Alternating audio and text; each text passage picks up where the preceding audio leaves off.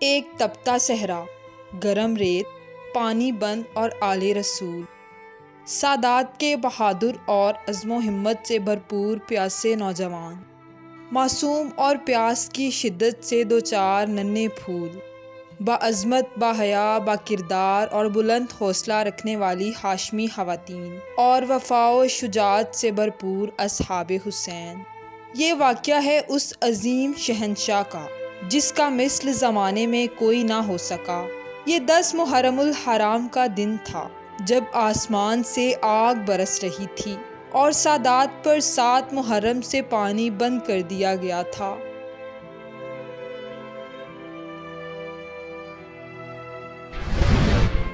28 رجب کو امام حسین علیہ السلام مدینہ سے روانہ ہوئے تو آپ کے ساتھ آپ کے بچے، بھائی، بھتیجے، بیٹے، اصحاب اور مستورات تھیں۔ مکہ سے کربلا کا فاصلہ تقریباً 1700 کلومیٹر تھا۔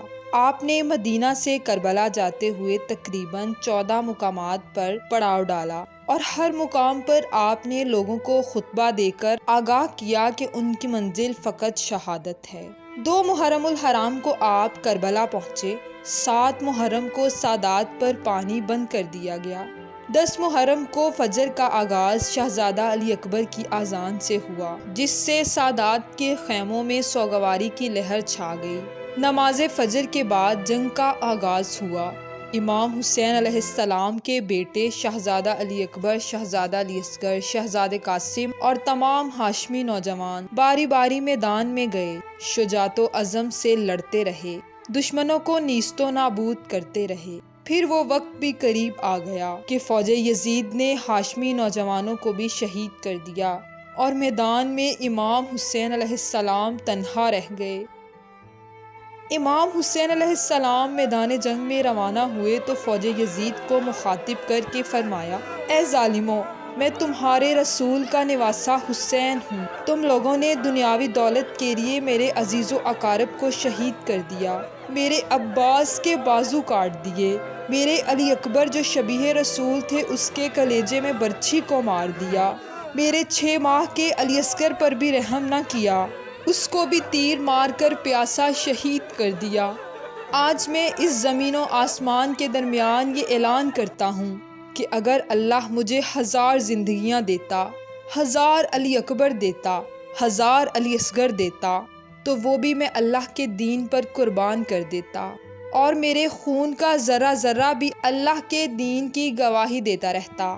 فوج یزید زور زور سے ہنستی رہی، امام کے خطبے کا مذاق اڑاتی رہی۔ اتنے میں عمر ابن سعد کہتا ہے کہ حسین سے فردن فردن نہ لڑو، کیونکہ میں نے حسین کی جنگ دیکھی ہوئی ہے، اس کربلا میں کوئی بھی حسین کو ہرا نہیں سکتا۔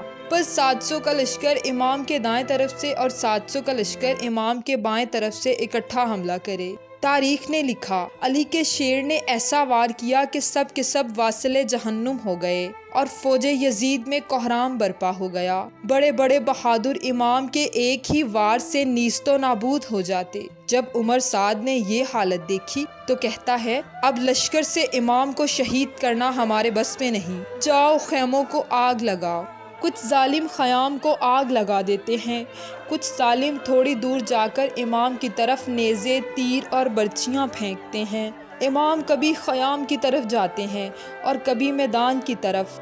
عمر سعد کہتا ہے: جس کے ہاتھ میں جو بھی آئے وہ حسین کی طرف مار دے۔ بس جس کے ہاتھ میں جو آیا اس نے امام کو مارا، جس کے ہاتھ میں تیر آیا اس نے تیر مارا، جس کے ہاتھ میں نیزہ آیا اس نے نیزہ مارا، اور جس کے ہاتھ میں کچھ نہ آیا وہ گرم ریت اور گرم پتھر اٹھا کر مارتا رہا۔ اتنے میں ایک ظالم امام کی پیٹھ میں ایسا نیزہ مارتا ہے کہ آپ گھوڑے سے گر جاتے ہیں۔ تاریخ نے لکھا، امام کے جسم پر اتنے تیر تھے کہ آپ نہ زین پر رہے نہ زمیں پر۔ فوج یزید میں خوشی کی لہر دوڑتی ہے، وہ لوگ کہتے ہیں ہم نے حسین کو شہید کر دیا۔ اتنے میں شمر حکم دیتا ہے کہ دیکھ کیا رہے ہو، جاؤ حسین کا سر کاٹ کے لاؤ۔ جب کوئی بھی یہ کام نہ کر سکا تو شمر خود آگے بڑھا اور امام کا سر تن سے جدا کر دیا۔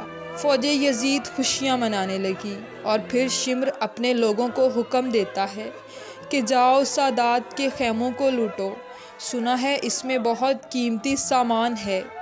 بس خیام میں فوج آ جاتی ہے، کوئی مولا علی کی تلوار لے جاتا ہے، کوئی رسول اللہ کا امامہ لے جاتا ہے، اور کوئی بیویوں کے سروں سے چادریں چھین کر لے جاتا ہے، کوئی بی بی سکینہ کی بالیاں لے جاتا ہے۔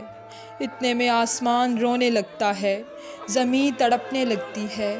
جب امام سجاد نے یہ دیکھا کہ آسمان پھٹنے لگا ہے، زمین اپنی جگہ چھوڑ رہی ہے، تو آپ نے سجدے میں سر رکھ دیا اور اللہ کا شکر ادا کرنا شروع کر دیا اور فرمایا، اے اللہ تیرا شکر ہے، تو نے آسمان بنایا، تو نے زمین بنائی۔